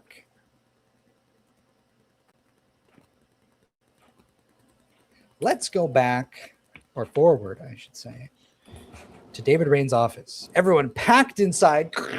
There's a bunch of people in here. And David is bringing everyone up to speed. So I'm going to do a little speech for David, so just bear with me for a little bit. Keyboard's at the ready. Thank you. Thank you, all of you, for coming. I know it's been quite the day for most of us, and there's a lot going on, so let's just get all of our eggs in a basket and figure out exactly what's going on. So, listen up. In 1 month's time, we're going to have our asses done in by those salty cunts up in Aquavita, and we need to work together, and we need to work fast. So first order of business, we need to repair the bridge so people can get away from this damned island. I know I'm looking at you, and he looks over at Armin Handjob and his thugs standing in the corner. He sort of just gives them a stern look. Second, we need to gather up all the necessary provisions for travel. And lastly, those that don't wish to leave will be evacuated to Hearthroot. Nan, I believe you and the guiding guild are taking care of that. So, Hearthroot will be safer for anybody who needs it. They can take shelter there until the seasons change. Meanwhile, there's you guys, you merchants and crude bruisers. I'm sorry, but you're on your own. If you're staying or leaving, that's completely up to you. I'm not responsible for whatever you have to do. But I would advise you to get on a boat and leave once the bridge is fixed, honestly. Just best to be rid of you. We've also got an airship in repair. It'll probably be ready in a day or two. We're going to be using it for some important travel. First, I'd like to get any, elderly, sick, or children that are absolutely need to get out of here. They can take the ship and get out. We also need a healer, so either a renowned cleric or doctor to arrive at the island to tend to our sick and to our wounded and to stitch a brain back into somebody's head. So, and likely get some information from Vardnil. We're a little bit out of the loop here, so maybe getting back in touch with him will do us some good. After all that is said and done, we can begin considering setting up a microdome. Now, for those of you who don't know what it is, it doesn't matter. It'll keep the port safe. Right now, there's no barrier. We need a barrier to stop the elements from destroying this place. Is that good? Everything clear? Everyone understand what they need to do? They're just kind of looking out at the room, and everyone's just staring. Does anybody have anything they would like to say? Be like, what of the people who wish to stay here and focus on keeping it safe? Nan, do you mind? Yes. Wish. Some of us are going to be leading those who do not wish to stay back to Hearthroot, but myself, or Soth, Ugak, we're all staying to ensure that, to defend the port from the elements. Well, you can put Wish on that list as well. Are you sure, Wish? Unless I am needed elsewhere, I'd like to make sure the gardens are safe. Of course. Very well. I won't stop you. But perhaps maybe we'll figure that out. But having Wish along with us will make the defense far easier. I can assure all of you of that. And there's just a bunch of nods of agreement. Yes, Wish again. It's garden. Yeah.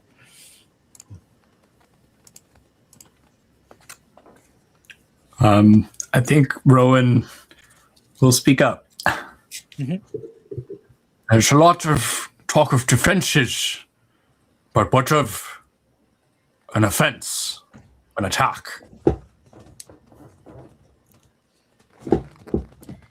Now that I'm back, yes, that!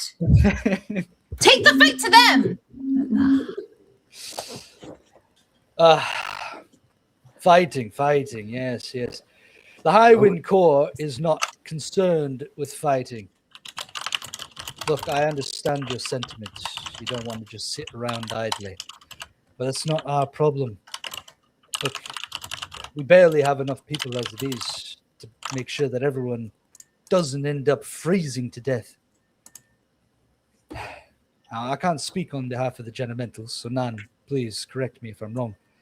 But during a season, the only real change you can make is by balancing the elements. I think fighting is only going to make it worse. And you see Nan kind of like, she nods at first and then kind of goes like, and I think Tesella, you remember that like some of her guidance to you for balancing the elements was like literally just fight fire with fire. Like that was one of her solutions. So Yes. she's kind of like in agreement, but also like in the back of her mind, she's like, well, it depends on the Technically, situation. Yeah. actually, Yeah. And Barge will speak up. He'll go, Well, actually, you see, the last time there was a change in seasons, it was the season of fire and wind. Though admittedly, it only lasted one night. But it would have destroyed the island had it not been for our founders, Ophiogo and Ochama. I do not think we are so fortunate to have powerful leaders such as them this time. And if Salmagica is hoping to freeze the island, I agree with Tessella and this other one. We should fight. oh, it's not where I thought you were going with that, Barge, but all right. Look, an offensive right now would be difficult. I mean, we can't just leave the port the way it is. There is a little bit of cleanup we have to do beforehand. And I don't know. I mean, I won't stop anyone else from fighting. But I'm afraid you won't be seeing me on the front lines. I think Ika would like to raise her hand up politely. Quick question: any idea how long this seasonal change might last? Any calculations, predictions? Nan kind of looks over to you and goes, "No one knows. Like Barge mentioned, this is the first season that ever happened. It only lasted a single night. This one, it could last far longer. The season typically ends, though," and she's speaking out to like the entire, to the whole class. It typically ends when there is an ascension. The mark of the start of a season is when a powerful Genemental begins to become one with the elements. So, if I'm correct, it's Lafrina, right? The South Siren? And there's a bit of like murmuring and kind of like some like nodding in the crowd. But if she's the one who is ascending, then either she finishes her ascension and the season ends, or she dies and the season ends. And then Armin Handjob just goes, "So all we gotta do is fucking offer then." I guess. Yeah. For, you could say it that way. So it's basically out of our hands.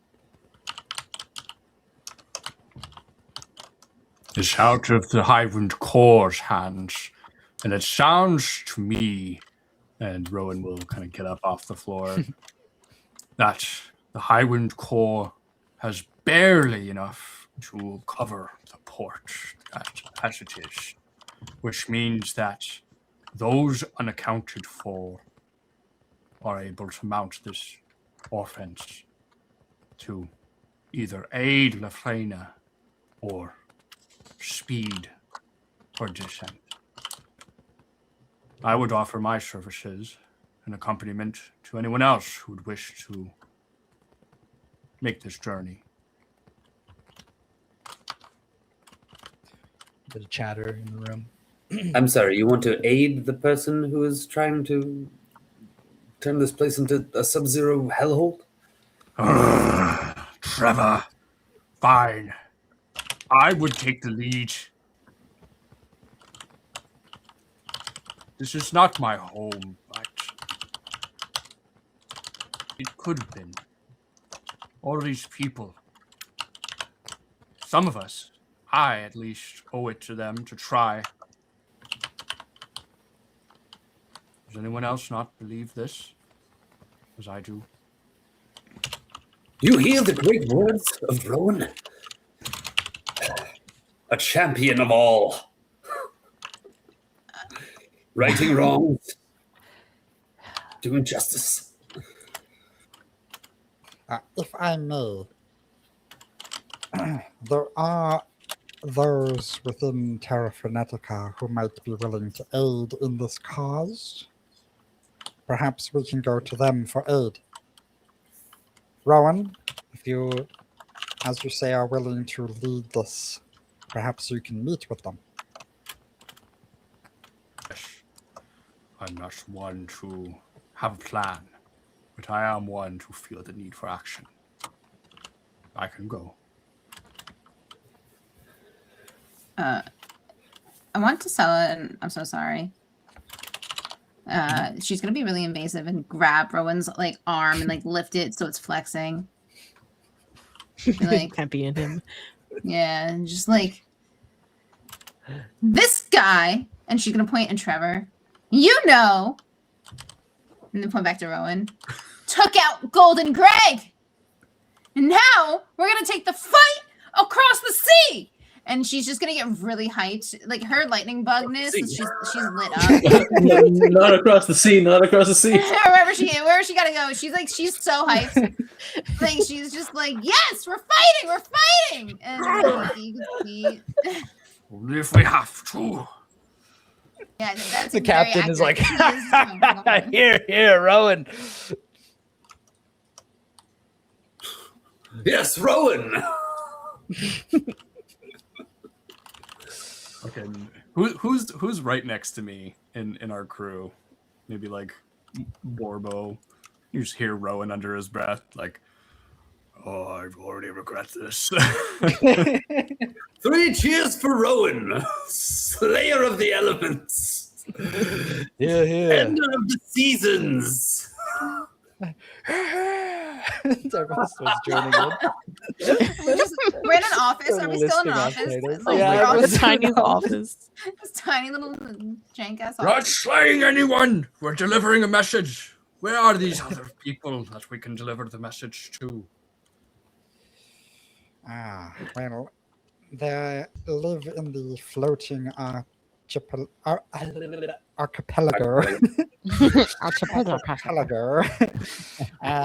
But with the tumultuous elements of Terra Frenetica, they are probably out roaming the lands. I would not be surprised if you would not find them swiftly in your journey. But I can also send out a few messengers to let them know that you will be searching for them. So we're going to Terra Frenetica to maybe find some help there. It doesn't sound promising, but I'm sure Rowan will turn up excellent results. I heard that from Simon's mic. That's why I put it on, because his That muted. is so funny. Caspian's gonna. That sounds like a bad plan, but good luck. Caspian's gonna pipe up as well. Oh yeah, go ahead. It is all well and good that you look for able fighters, but maybe understanding what is the changing of the seasons and how that might affect the island might be of use as well. So, as you were already on your way to go and find any news of Ika's husband Otto at the research facility, maybe you should check in there as well. I think I am in agreement with the good sir's words right here. We must understand what's going on. What happened to Landme as well needs to be figured out, lest it happen again to one of us. Ain't easy being Genemental. Yeah, and you hear this faint little voice try like desperately to pipe up. Yeah, and it's Ugak, everyone's favorite character. We should re-erect the barrier. Without the barrier, everyone will die. Ugak, everyone knows that we need the barrier. David Rain already addressed that. Very good, Ugak. Don't listen to Wait, hold on. Maybe his old bones and slow demeanor has wisdom. Wish is the only one who ever listens to me. Oh, we got I time. always have time for you, Ugak. No, but I believe that was the reason for the dome being erected, to protect against the elements. A dome? Is that like a barrier? Oh, fuck. Oh Lord. I'll like go to him, like push people aside and hold him by like the shoulder. Come now, don't worry. Oh, is it that time already? Okay. Yes, time for your nap. Oh, Oh, they're serving my Jello knee. today. I love I'm Jello. sorry, he isn't going to be. All the old people are getting restless. Hold on. Listen, Ugak is perfectly capable. All right, let's not doubt his capabilities simply because he appears to be senile. And dementia riddled. It's an unfortunate circumstance of his metamorphosis. All right. Yes. All right. So then potentially there will be an offensive brought up by Rowan and his friends, but more likely it'll be to reach out for this help in Terra Frenetica. Yes, and they are known as the Absolites. At the very least, as a last resort, they should have the opportunity to flee the island as well. Regardless, it seems our destination is going to be Terra Frenetica. As it always was, Vika. Right. Kabugi, the guild member, will chime in here. He'll also bring up that we must also be careful. Within Terra Frenetica, it stands to reason that the Sal magicians will be trying to manipulate the elements as much as possible to speeden up the change in seasons. Would they not? And he kind of like turns to Nan for confirmation. It's more than likely. I mean, the flooding and the freezing doesn't just happen on its own. They need to, sort of give it a little bit of a push. All that to say is everyone who is traveling through Terra Frenetica needs to be careful. Wise words. Good thing Rowan will be with us. 3 cheers for Rowan. I am but the tip of a spear that you all hold. I have a feeling that Nan's 2 apprentices here will help us with these magic users in Geneset and Terra Frenetica. They will allow us to bring balance and at least slow the advance of the frost as we make our way. Wish, Gisela, our lives will be in your hands as we travel. Thank you. No pressure. And ours in no your pressure at all. hands. Well said, Ron. Well said. All right. Then I think it's I'm comfortable in saying meeting adjourned. We'll be working closely together, all of us, except for those, of course, who are leaving. The port will be busy for the next, little while. I felt fine and dandy, but any chance we can go hunker down now? So right. Plumb tired. Yeah, and I think this is sort of like the end of the meeting. People will slowly start funneling out. There's a few things here before. So you mentioned about taking a rest. Just to remind you, Jarkin is sort of waiting for you guys this morning, right? So do with that what you will. It'll be more this afternoon, probably. Yeah. Tomorrow morning. Can we send a messenger to go tell him to go rest up a bit more too? Not to wait around, yeah. Yeah. Sure. I think we're leaving as There's no time for rest. We are under the clock. I think there's time for rest. I think there's time for rest. Everyone, we will meet in an hour. With the clock. Can I do an inspection check to see if he has any bruises on him? Because I'm bruised. I'm battered. My wings are probably singed. I'm pretty fucked up as well. I'm just going to do a scale of 10 to fucked up. A 9 for me. No, actually, a 10 to fucked up. Yeah, like a 10, 9. Yeah, no, yeah, not much. I need I some just need spell spells. slots, but I'm healthy. Otherwise, I can pull an Well, all not nighter. to save me a little bit, but We're gonna get points of exhaustion though if we keep going like this. You know, how about we all just take turns like sleeping on Borbo, like Borbo carry us. stomach. Borbo and Rowan, they can both carry us. Anybody have a cauldron they can put me in while I sleep? Oh, yo. I kind of just become a water skin. I have this cup nobody will forget about. a mason jar. No. No, Rainbow Dash, no! Fine, maybe an hour. I didn't even think about that. Rainbow Dash, you're just no, don't take a rest. What happens to the eye patch if someone tries to drink them? Was it just an eye patch? Oh, no, but yeah, it's just an iPad. I forgot about the iPad. It's constantly changing size. You need some glass eyes, quite honestly. 2 glass eyes. Oh my god, that's terrifying. Selling like a full skeleton too, just like floating in there.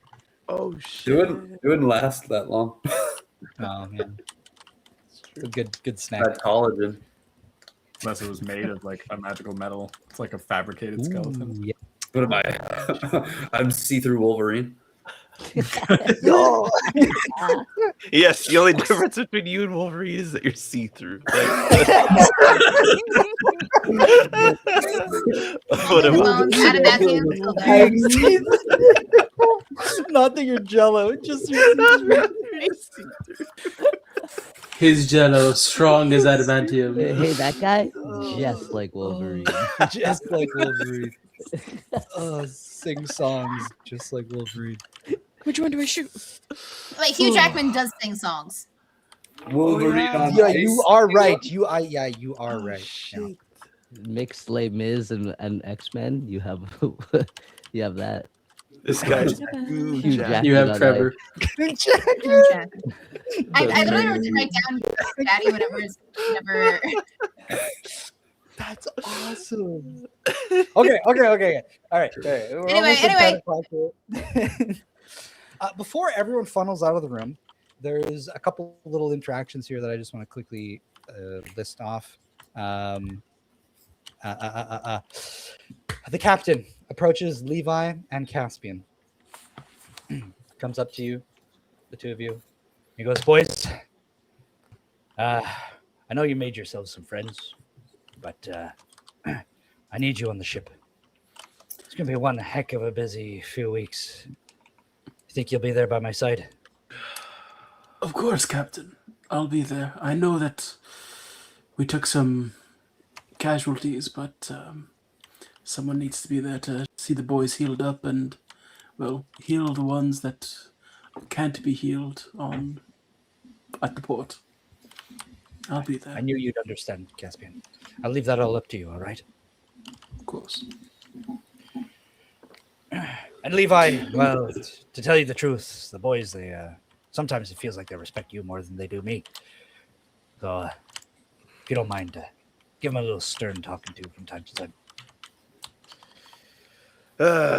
Captain, I love you, man. I was thinking about, I don't know, staying here for a bit and no, you know what? I just got an image of Borbo with an apple in his mouth out in the middle of the sea, and suddenly, I'll be there for you, Captain. You count on me.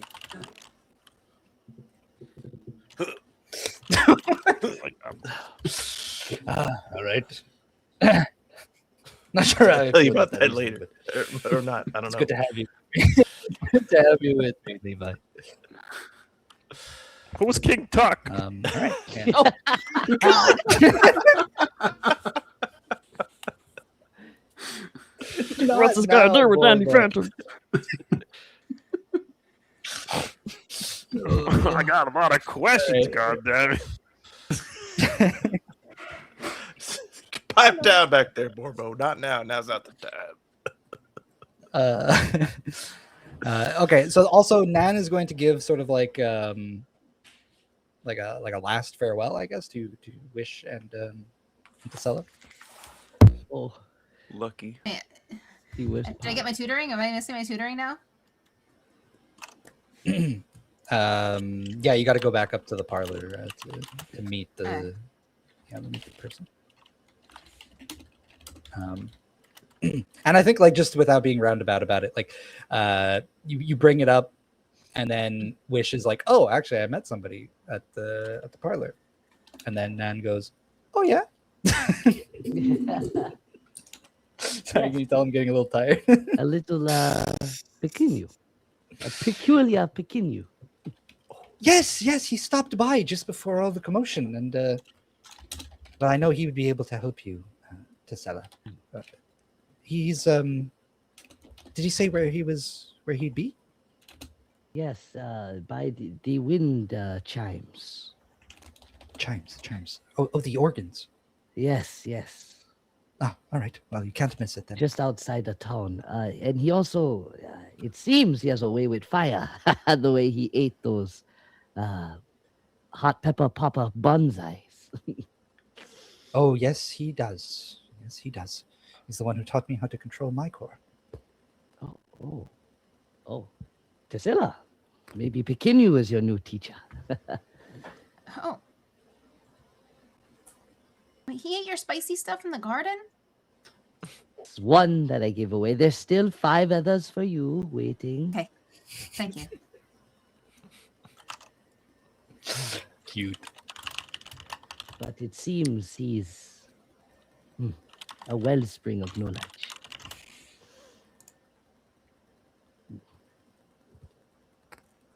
All right.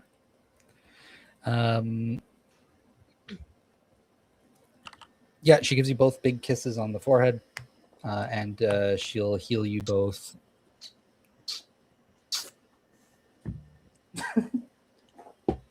Come on. Heals you both for 15 HP. Hey, back to full, baby. Oh no, we're never gonna see those swine hips again.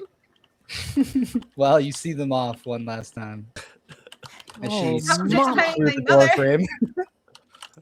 She wedges her way. She pops out. And she sways off into the sunset. And lastly, there's Tyra, who approaches the group, but goes up, is speaking with Ika, I would say. She thanks everybody one last time. And she goes, I'd like to give you guys something, something actually that might come in handy for all of you. For everything that you've done for me. My friend's one. What? Let's just say one of your youngins has she's aptly is always stealing things. She is such a kleptomaniac. But anyways, no, here, I'm actually, well, good thing she didn't steal this. She hands you a golden ticket. I think that the sight of gold makes you guys flinch. But it's a ticket. I don't know when you'll have a chance to use it, but it's for the casino at Hearthroot in Terra Frenetica, in Arvo Delera, sorry. And but it's quite a prize to the people of Geneset. You might be able to trade it for something, if that situation ever comes up. So just hold on to it. Thank you kindly, Tyra. And you see on the ticket, it does mention some, it's got some fine print on it, but basically you can redeem it at the casino to double your earnings in the mines. Oh, damn. Shit. Serious coinage. Whatever that means, right? Oh, they just And- 250 gold. With that, I am comfortable with saying that marks the end of Geneset Rising. That's it, folks. Season 1 done. In the books. Very Thank well. you so much for playing, everybody. Thank you so much, everybody, for watching at home. It's been awesome. It has been the longest 24 hours in existence. But Really? what a ride! Oh yeah, dude. I wouldn't have it So- any other way. Thank you. One last thing. Next season will be very different. It's going to be short. It's going to be concise. It's going to be episodic. So it'll feel very different. But I'm excited. So I hope you guys are excited for the eventual season 2. Fuck yeah, dude. Season 2 Electric Boogaloo. Yeah. Not copyright. So that's all, folks. I guess we're signing off here. I forgot how to do this, but here goes. That's it for this season of Geneset Rising. Thank you so much for playing. Thank you so much for watching. And we hope you enjoyed. Stay tuned for the long-awaited finale of Season 1 of The Chittering Woods with Shadib that we need to finish. And prepare yourselves for the anticipated Season 3 of Aglarond High. We'll keep everybody posted when to watch out for those streams. But in the meantime, we're the Hexagon, and we're Hexagon. Say the line, Bart. You're trash. Okay. Bye-bye. Bye. Bye.